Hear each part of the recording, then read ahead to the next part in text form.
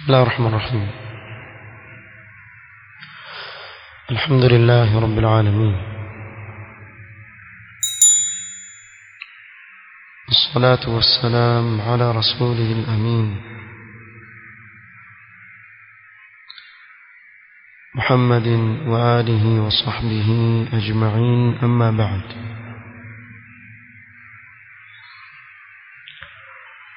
leo ni tarehe 15 mwezi wa Jumada al-Akhirah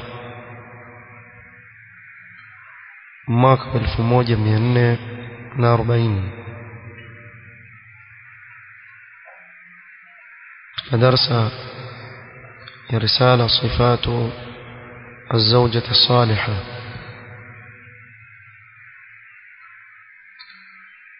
tulitaja huko nyuma sifa za mwanamke mwema mpaka tukafikia katika sifa ya 12. na leo biidhnillah ta'ala tutaanza na sifa ya 13 ambayo ndiyo ya mwisho iliyoorodheshwa katika risala hii. na sifa hizi za mwanamke mwema ni sifa ambazo yawezekana kwa mwanamke kujipamba nazo, wala hazina uzito ndani yake kwa mwenye kumcha Allah subhanahu wa ta'ala.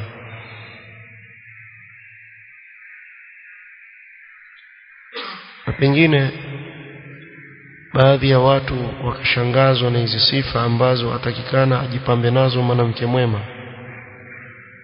na hii haikuwa ni sababu yoyote isipokuwa uharibifu ulioko katika mujtamaa wa baadhi ya watu,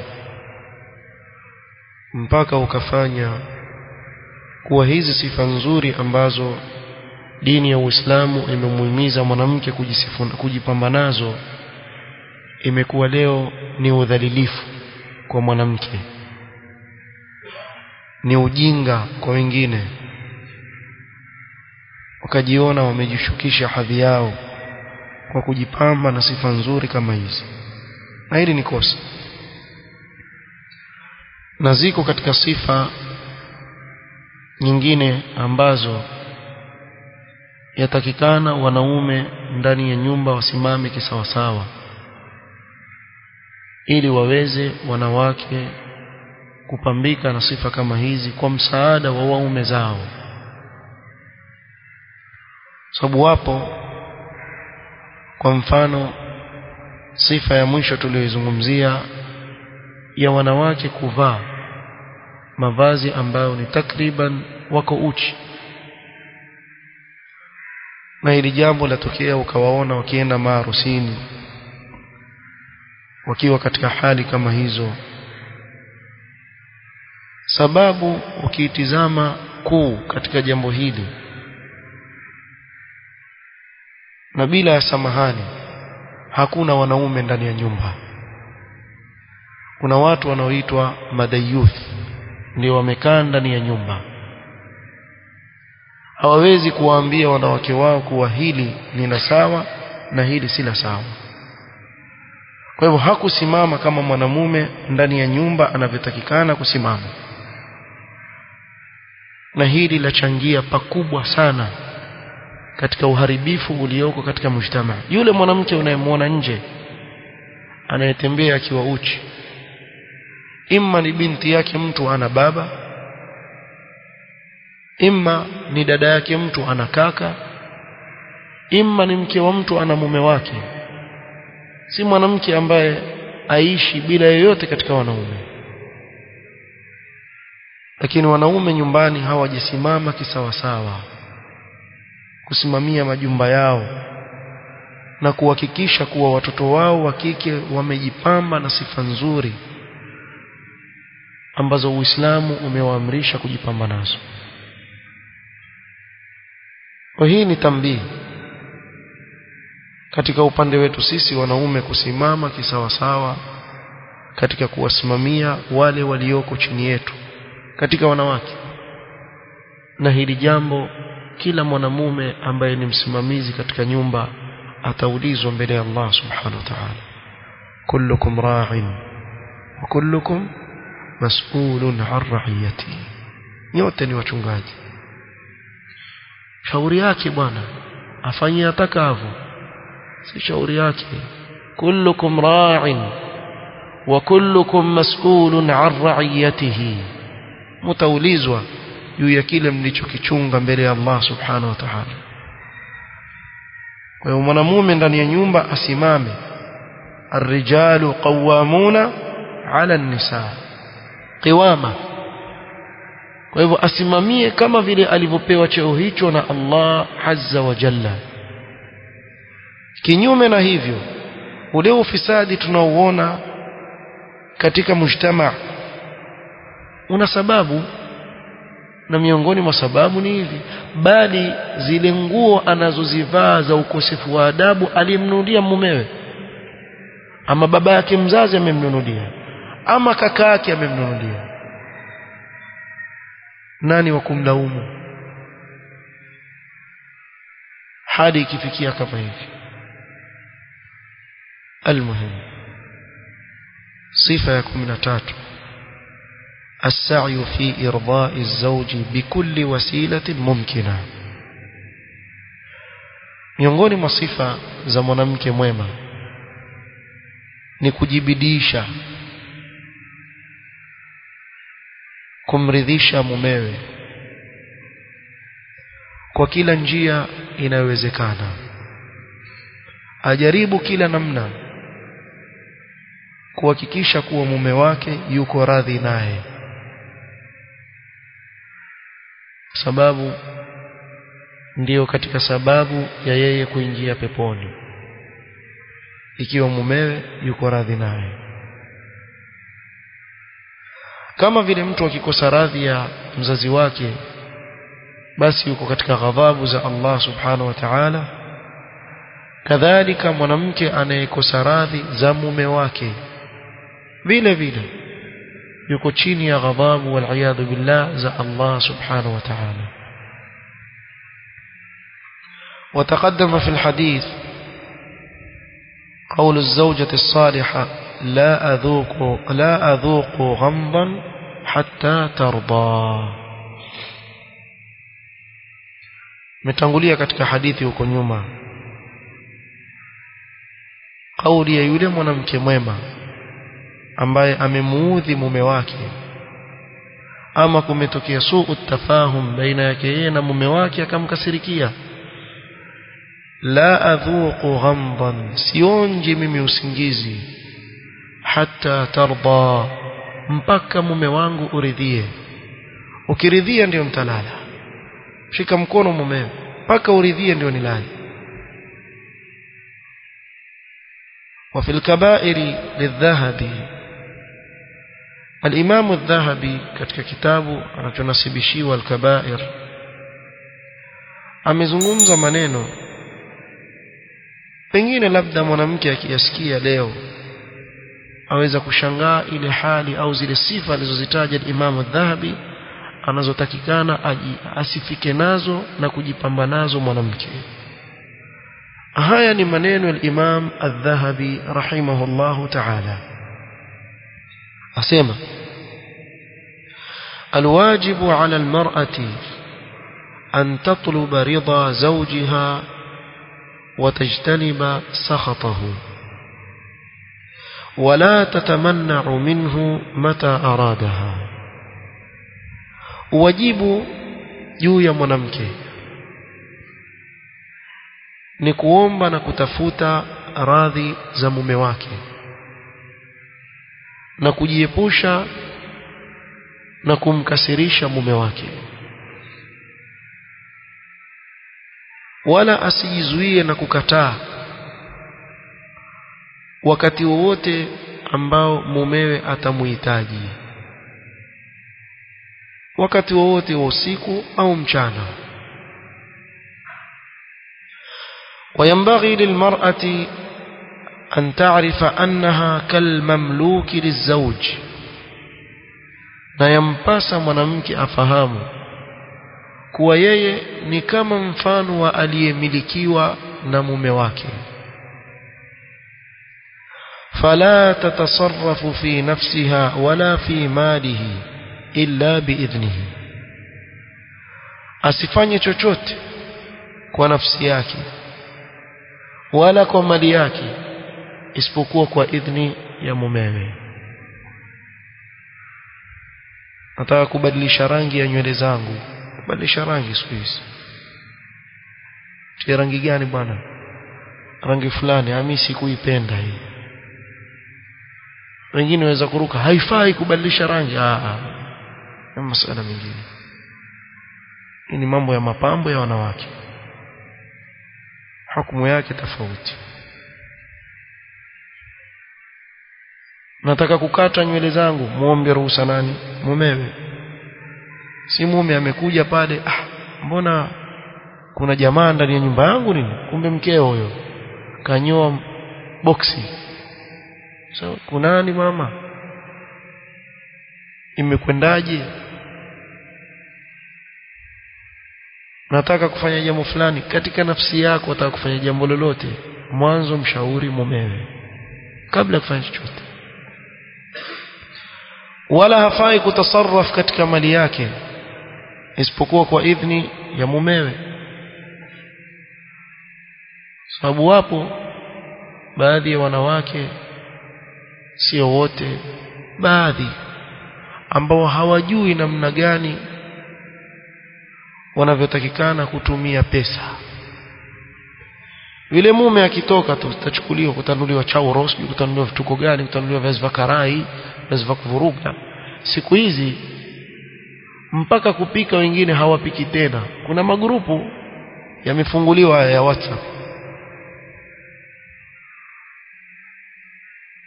kila anachokitaka anunua tu. Leo mume wangu utakula nini? Mimi natamani samaki, natamani hivi, natamani chapati. Sawa jamani, nani leo wapika chapati? Nani leo wapika samaki? Nani leo wapika? Mimi niko mali fulani, letee. Huyo aletwa, mume wangu tayari. Saa ngapi ngo tayari? Siku hizi mambo mtandao, hata pia chakula digital. Chakula pia kimekuwa digital leo. Hakuna tena, baadhi yao hakuna tena hata kumpikia mumewe angalau akajifakhirisha kuwa mmepika chakula leo mume wangu amekipenda. Pia yako.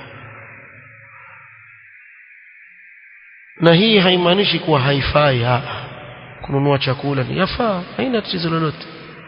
Lakini kule kupita mipaka, ikawa mtu khalas maisha yake yote yaishi hivyo, makosa. قال وتقدم حقه على حقها, na yampasa mwanamke atangulize haki ya mume juu ya haki yake. wa huquqa aqaribihi ala huquqi aqaribiha, na haki za jamaa zake na familia ya mumewe juu ya haki ya jamaa zake na familia ya upande wake yeye mke. وتكون مستعدة لتمتعه بها بجميع أسباب النظافة, na mwanamke awe atajiandaa ili mumewe aweze kustarehe naye kwa kila njia ambazo aweza kutumia za usafi, kujiweka katika hali ya usafi. Na hapa pia kuna mtihani mwingine kwa baadhi, ukawakuta ule usafi ni kitu kingine, ule usafi kwake ni kitu kingine. Lau kama yule mume atachungulia chini ya mvungu wake, aweza kupata nguo za jana, za juzi, za nini zimerundikwa kule chini, ikitolewa yapigwa kisigino kama mpira, yatiwa chini ya kitanda, uchafu. Yeye mwenyewe kule ndani, kwa mfano Mombasa hii na joto hili, eti mtu oga mara moja kwa siku. Jamaa, si uongo tu, tanuka jasho. Hamna hapo, ukioga mara 4 mara 5 wewe bado wasikia joto na jasho la kutoka. Alfajiri waoga, kabla hujenda kazini waoga, watakuswali adhuhuri waoga, jasho kila wakati. Asri waoga, kabla ya magharibi waoga, kabla hujalala waoga, na bado tena watu na jasho. Lakini ukamuona mke habari hana, kijasho hicho si cha kawaida. Atoka kupika hivi kupika vile, akirudi kule ndani eti wenda kulala akiwa anuka kijasho. Hii si tabia nzuri, hii tabia si nzuri. Na wako wa aina hii, sema toshambuliwa, wako wa aina hii ambao hawajui kitu chaitwa usafi. Na wako wengine masha Allah, usafi wa ajabu. Ndani ya nyumba ukiingia, manukato, kumefukizwa. Kanzu yako mwenyewe mume wataka kuivaa Ijumaa kwa mfano, umefukiziwa, umewekewa manukato. Ukiingia watamani kukaa ndani ya nyumba. Na kwingine ukiingia tu mwanzo wawasha, kuna ile feni kama unayo ile wawasha ya kutoa harufu nje, ile mwanzo waanza na ile pa, mke wangu kuna hii switch waiona, kumbe ndo ashakwambia kuna harufu humu ya ajabu sana. Apia wamo. Wala taftakhiru alayhi bijamaliha, wala sio sawa kwa mwanamke kujifakhirisha mbele ya mumewe kwa uzuri wake.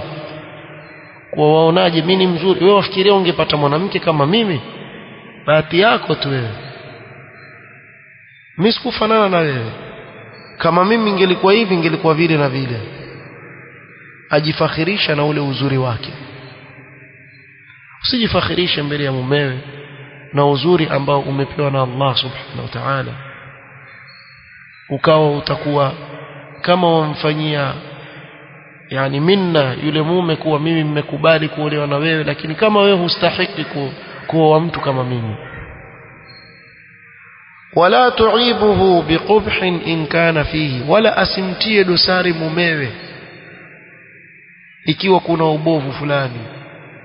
Mwangalie jito hilo, mwangalie mdomo huo, mwangalie sijui pua hiyo, mwanzo wewe mfupi, mwanzo wewe sijui uko vipi. Usimtie dosari, si tabia nzuri hii. Ndio mumewe hivi, huyo ndio mume wako, ufanye heshima naye. ويجب على المرأة أيضا دوام الحياء من زوجها. الإمام الذهبي يندلي kusema na ni wajib kwa mwanamke pia. Maneno si yangu, maneno al-Imam al-Dhahabi asema pia yampasa na ni wajib kwa mwanamke adumu kumuonea haya mume wake, adumu kumuonea haya mume wake. Wa ghaddi tarafiha qudamahu, si kumwangalia na macho hivi ya kukodoa, awe atashukisha macho yake chini anapozungumza na mume wake. Wallahi mwanamke akipambika na sifa hizi atakuwa mwanamke wa ajabu sana, mwanamke wa ajabu sana.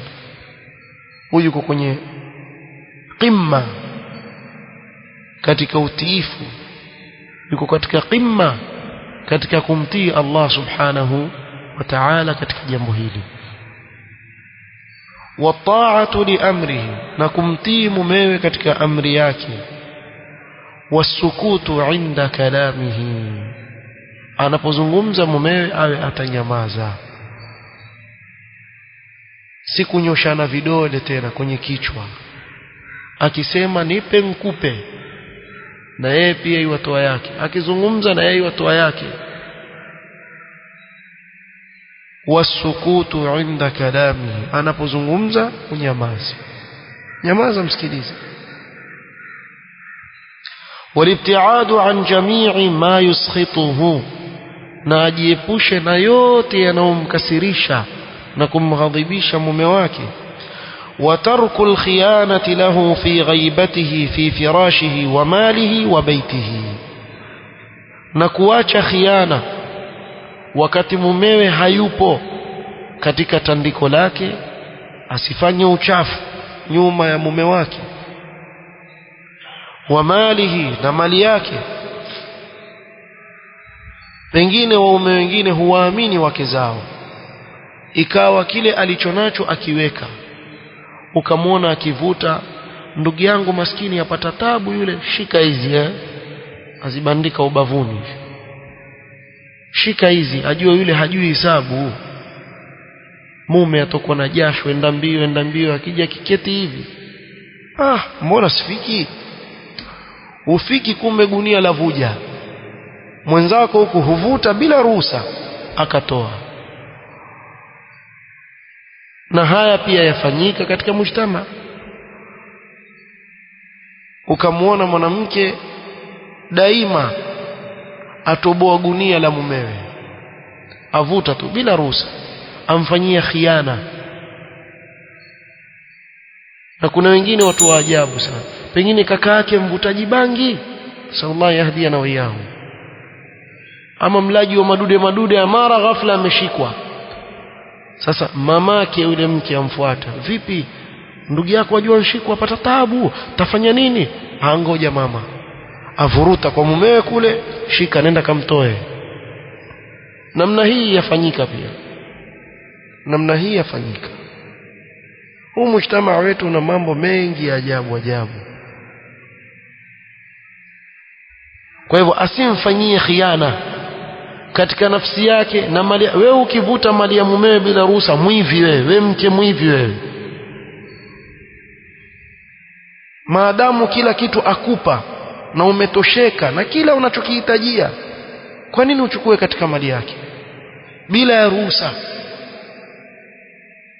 kuna wengine baadhi yao ni maadui wa maendeleo katika nyumba mume ajiona haendelei kumbe mwenzake avuruta tu hawa pia wako na kama wewe ni mmoja wao jiepushe na tabia hiyo mbovu waacha tabia hiyo ya kuvuruta tabia mbovu isipokuwa ikiwa mume hakupi kinachokutosheleza bil ma'ruf si unavyotaka wewe kila harusi nataka nguo chakula pia iwa kupunja badala ya kilo moja wewe na watoto wako apika robo kilo sasa hapo sheria imekuruhusu kuchukua kiasi ambacho kitakutosheleza wewe na watoto wako khudhi ma yakfiki wa waladiki bil ma'ruf sikuvuruta kufanya ndiyo mfereji ukawa wamtia hasara mumewe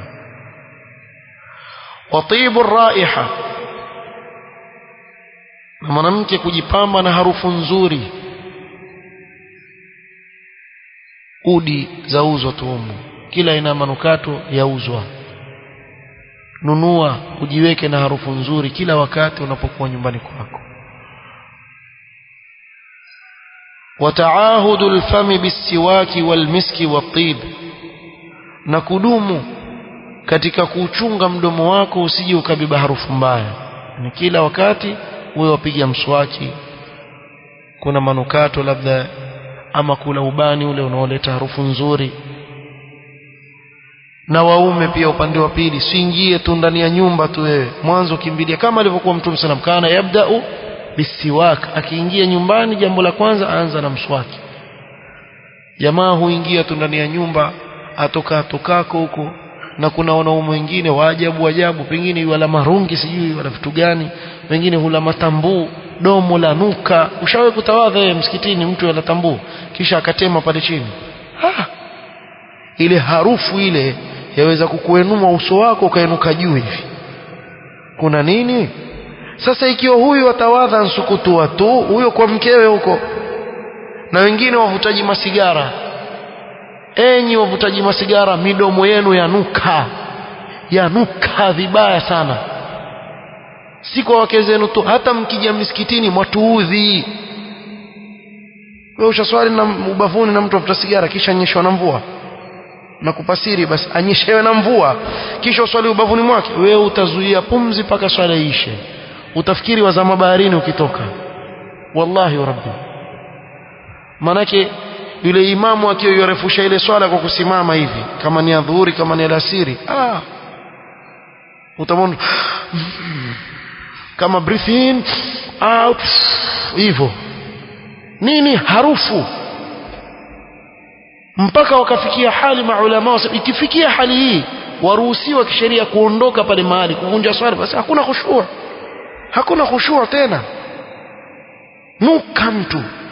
Sasa ikiwa huyu watunukisha namna huko nyumbani itakuwaje? Watu waishi na subra, madude mwayatakia nini? Masigara, sijui vituko gani, sijui uraibu gani. Wewe ikiwa wewe una uraibu, basi nenda kanunue matunda ule, utastarehe. Kulu min at-tayyibati, kuna vitu vingi sana katika vitu vizuri, tayyibat, starehe kula. Kini mtu atafute sigara avute we mpaka kifua kile kimejaa uchafu na harufu yake ile ni mbaya mpaka kwenye ngozi utoka.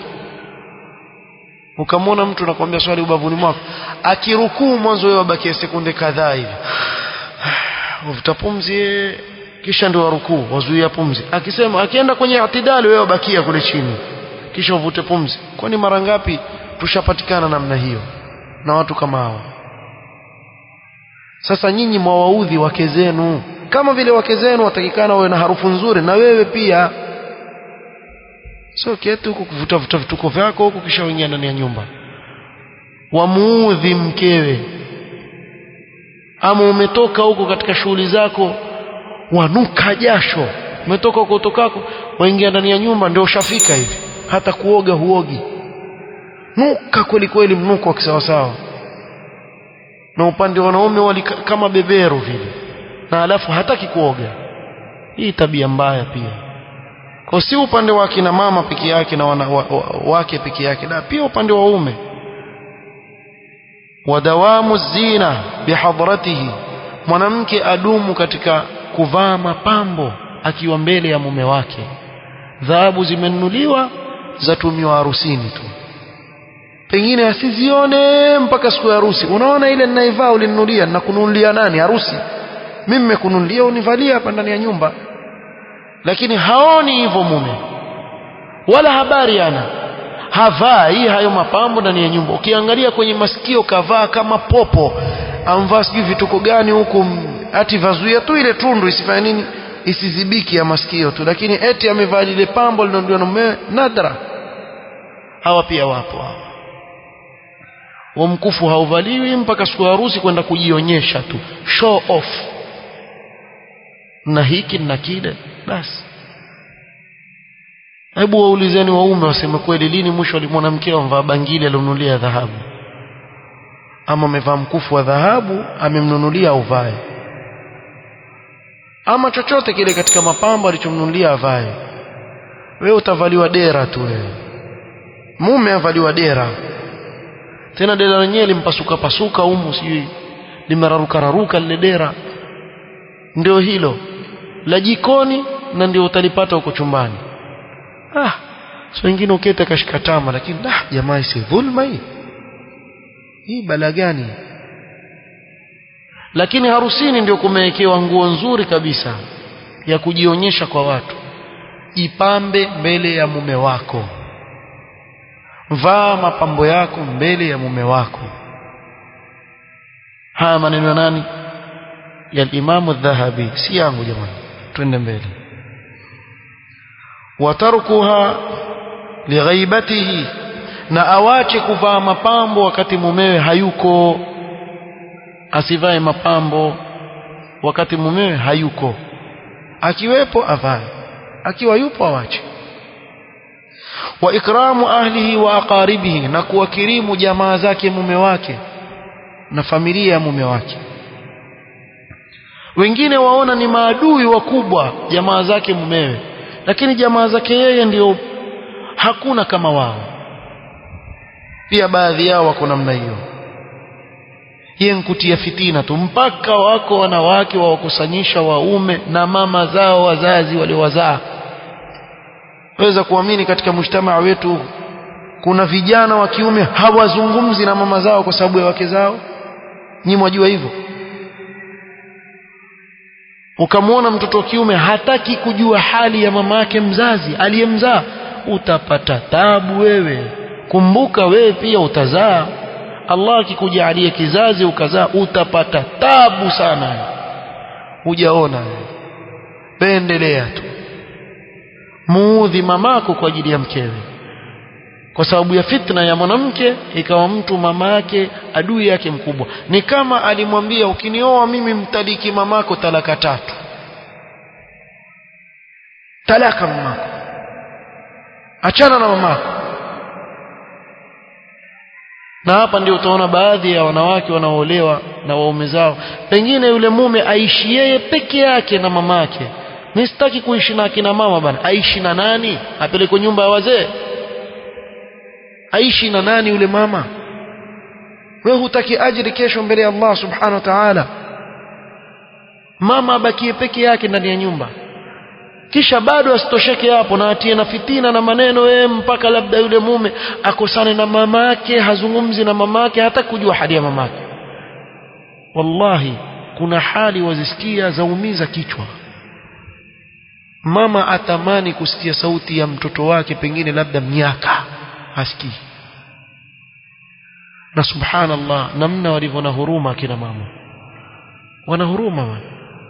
Yani aweza kunyanyua mikono yake pale akakulani wewe, kila ulifanyalo sivyo. Ukienda huku kutafuta kazi wafutwa huku, ukienda huku balaa, biashara zako haziendi, kila kitu. Kumbe mwana laana, hujijui tu. Lakini akina mama wana huruma, wakuombea Allah akuongoze, wakuombea Allah akuongoze. Na haya tushayaona. Kuna mama mmoja mtoto wake amtoa roho kama wanavyosema wenyewe, miaka habari ya mtoto. Tuko haram Makkah, yuwafanya tawafu yule mama, daima arejelea ya Rabbi muongoze mwanangu, ya Rabbi muongoze mwanangu. Huyu mama huyu anayeudhiwa na huyo mtoto ambaye habari naye hana, daima atufu kwenye al-Kaaba, kila saa anyanyua mikono mpaka machozi yamtoka, amuomba Allah amuongoze mtu. Hii ndiyo jaza yake? Jaza yake awe yule mke atakutilia wewe fitina, ukosane na watu wako. Angalia waume, sikizeni kitu kimoja.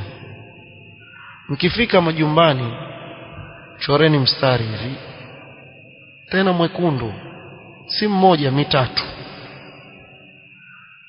Mwambie mke, hapa ndio kwako.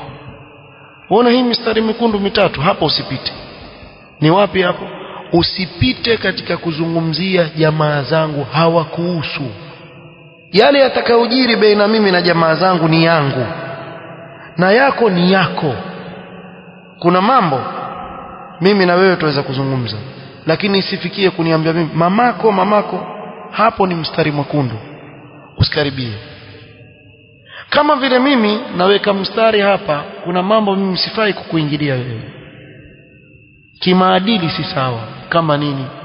Usiingie ndani ya nyumba ukaanza kutizama bedsheet, mbona rangi hii? Wewe mwanamume gani wewe? Bedsheet si wewe ulale tu. Na leo wewe waulize waume wangapi wajua bedsheet gani jana usiku tu amelalia iko rangi gani, hata ajui. Na hivyo ndio inavyoishi. Hayo mambo yao si yako, na wewe una yako ambayo hafai mwanamke kuyapita. Asiwe atawazungumza vibaya ndugu zako, kamzungumza vibaya mama yako, baba yako. Hapa ni mstari mwekundu, usifike. Hawa wangu ni wako, ukawakimbia ukawakaribisha. Yule kuna siku moja aweza kuachana wewe kitokea balaa. Allah waepushe. Hii jambo muhimu sana lieleweke. Kumalizia, wa antara alqalila minhu kathira. Al-Imam Adh-Dhahabi akamalizia kusema, na aone kile kichache kinachotolewa na mumewe kuwa ni kingi. Asidharau ile bidii ya mume wake anaoifanya katika maisha. Maadamu yatafuta riziki, atafuta kila njia ya kukimu familia yake, basi usimdharau. kile kidogo alichokileta kione kingi, utaishi na furaha. Haya yote lau kama atapambika nayo mwanamke, basi wallahi mwanamke huyu wa ajabu sana, na biidhnillah atakuwa ni katika watu wa peponi. Hizi sifa walikuwa wakisifika nazo wanawake wa salaf, walikuwa wakisifika nazo, lakini leo kwa kuharibika wengi katika mujtama zaonekana ni sifa zinazowaregesha nyuma, lakini si kweli. الله المستعان. نكتفي بهذا القدر والله تعالى أعلم. سبحانك اللهم وبحمدك أشهد أن لا إله إلا أنت استغفرك وأتوب إليك. بارك الله فيك.